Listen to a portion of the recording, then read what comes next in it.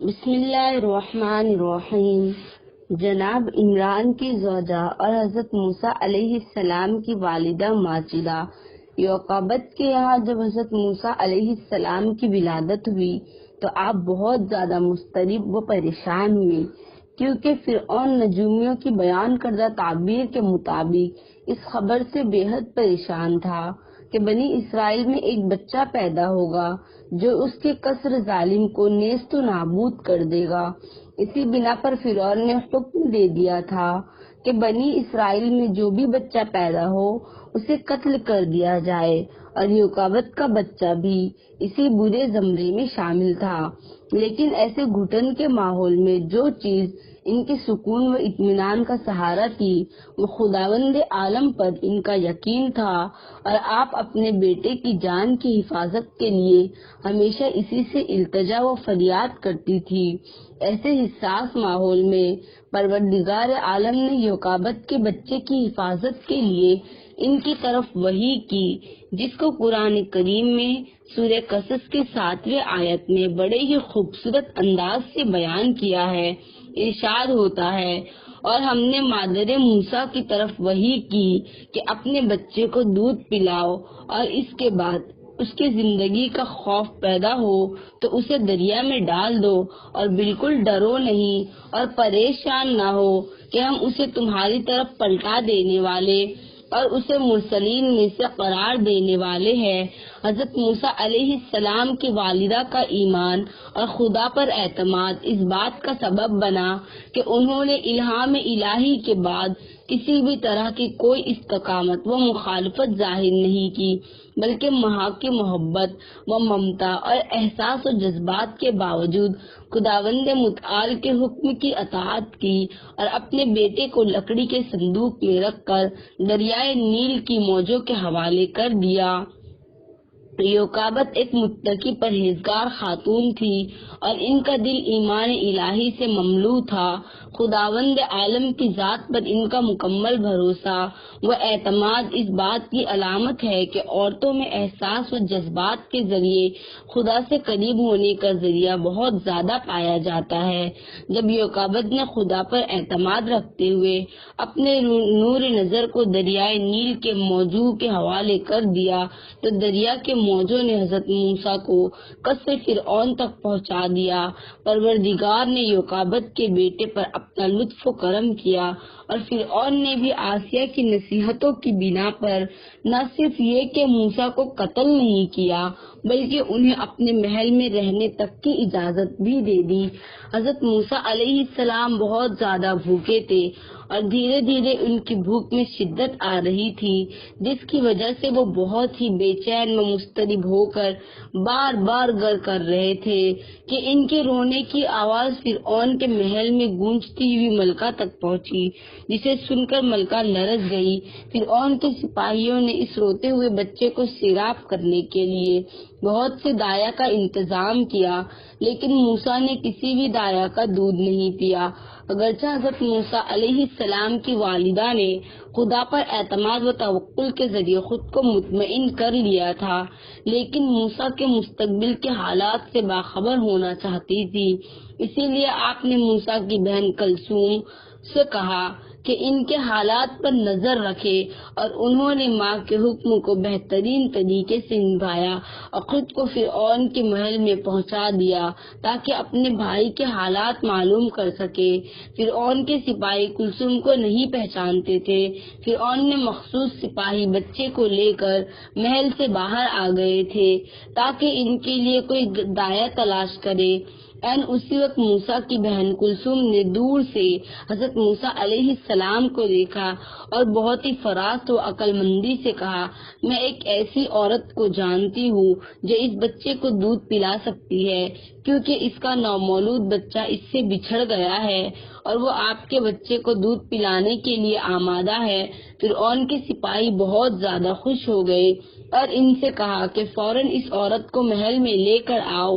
کلثوم کو جیسے ہی سپاہیوں نے اجازت دی وہ خوشی خوشی اپنی مادر گرامی کے پاس آئی اور حضرت موسیٰ کی سلامتی کی خبر دیتے ہوئے انہیں فرعون کے محل میں لے کر آ گئی۔ یوکابد نے جب پروردگار عالم کے وعدے کو پورا ہوتے ہوئے دیکھا تو شکر الہی بجا لاتے ہوئے خدا کے اولو العزم پیغمبر کو آغوش میں لے لیا اور اپنے نور نظر کو دودھ پلا کر سیراب کر دیا۔ جی ہاں، صرف یوکابد جیسی ماہی سزاوار تھی جو خدا کے عظیم پیغمبر موسیٰ کو دودھ پلا کر سیراب کرے، کیونکہ خداوند عالم نہیں چاہتا تھا کہ موسیٰ علیہ السلام ہرا دودھ سے سیراب ہو،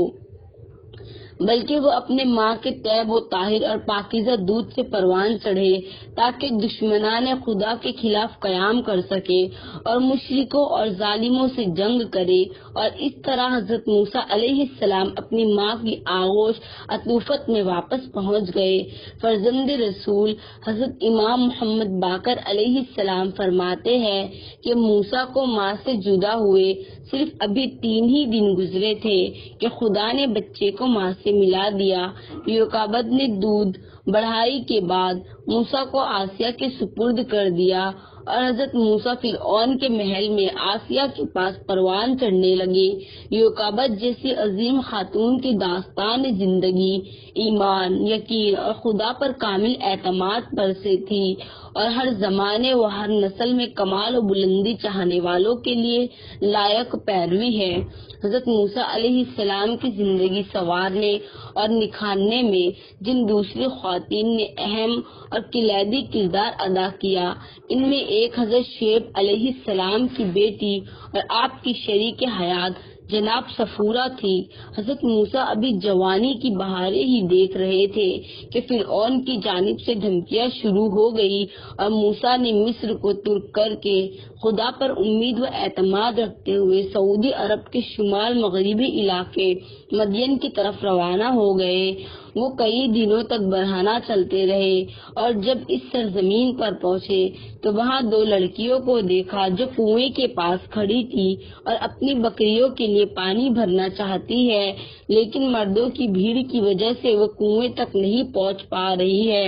حضرت موسیٰ علیہ السلام نے ان سے پوچھا کہ تم لوگ اس بیابان میں کیا کر رہی ہو؟ انہوں نے کہا، کچھ مجبوریوں کی وجہ سے ہم بکریاں چرانے نکلے ہیں، کیونکہ میرے والد بہت ہی ضعیف ہے اور ہمارے علاوہ ان کا کوئی نہیں ہے۔ حضرت موسیٰ علیہ السلام نے ان لوگوں سے کہا، تم لوگ کتنے خود غرض ہو کہ صرف اپنی ہی فکر میں مست و منگن ہو اور ذرہ برابر بھی ان عورتوں کی مدد نہیں کر رہے ہو۔ پھر حضرت موسیٰ علیہ السلام نے ان کی مدد کے لیے گئے اور ان بکریوں کے لیے کنویں سے پانی نکالا۔ لڑکیوں نے گھر آ کر پورا ماجرا اپنے والد سے بیان کیا۔ حضرت شعیب علیہ السلام نے اپنی بیٹی صفورہ سے کہا کہ جاؤ اور موسیٰ کو گھر آنے کی دعوت دو۔ صفورہ کمال شرم و حیا کے ساتھ حضرت موسیٰ علیہ السلام کے پاس گئی اور نہایت ہی ادب و احترام کے ساتھ پیغمبر خدا حضرت موسیٰ علیہ السلام کو گھر آنے کی دعوت دی۔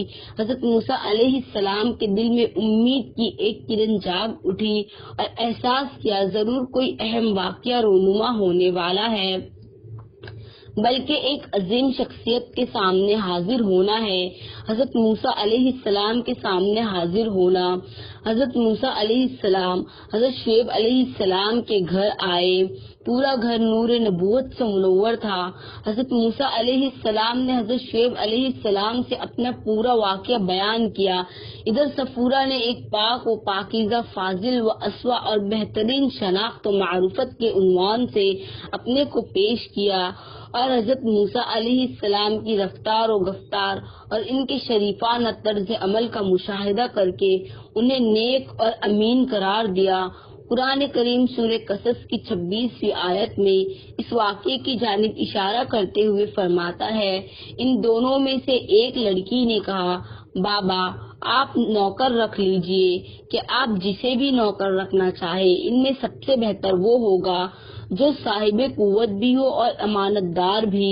حضرت شعیب علیہ السلام نے بھی اپنی بیٹی کی اس صحیح نظریے کی تائید کی اور احساس کیا کہ صفورہ حضرت موسیٰ کو اپنے شوہر کے عنوان سے منتخب کرنا چاہتی ہو، لہذا آپ نے اس نیک امر کا استقبال کیا اور موسیٰ سے کہا کہ میں ان دونوں میں سے ایک بیٹی کا عقد آپ سے کرنا چاہتا ہوں، بشرطے کہ آپ 8 سال تک میری خدمت کرے، پھر اگر 10 سال پورے کر دے تو یہ آپ کی طرف سے احسان ہوگا اور میں آپ کو کوئی زحمت نہیں دینا چاہتا ہوں۔ انشاءاللہ آپ مجھے نیک بندوں میں سے پائیں گے۔ حضرت موسیٰ نے بھی آپ کی درخواست قبول کر لی اور معنویت و نورانیت سے معطر ماحول میں بڑی ہی سادگی کے ساتھ حضرت شعیب علیہ السلام کے داماد بن گئے، اور نہ صرف یہ کہ انہیں ایک باوفا بیوی نصیب ہوئی بلکہ پیغمبر خدا شعیب کے پاس ہی رہنے لگے اور ان سے بہت سے علوم و معارف بھی سیکھے۔ جب موسیٰ مصر واپس جانے لگے تو صفورہ بھی ان کے ساتھ مصر گئی اور سخت حالات میں بھی اپنے شوہر کی معاون و مددگار ہے، اور ایک بہترین و اسوا خاتون کے عنوان سے اپنا عظیم کردار تاریخ کے دامن میں ثبت کر دیا۔ ناظرین، آپ کو ہماری ویڈیو اچھی لگی تو ہماری ویڈیو کو لائک ضرور کریں اور ہمارے چینل کو سبسکرائب کریں۔ کامنٹ میں اپنی رائے کا اظہار ضرور دیں۔ جزاک اللہ۔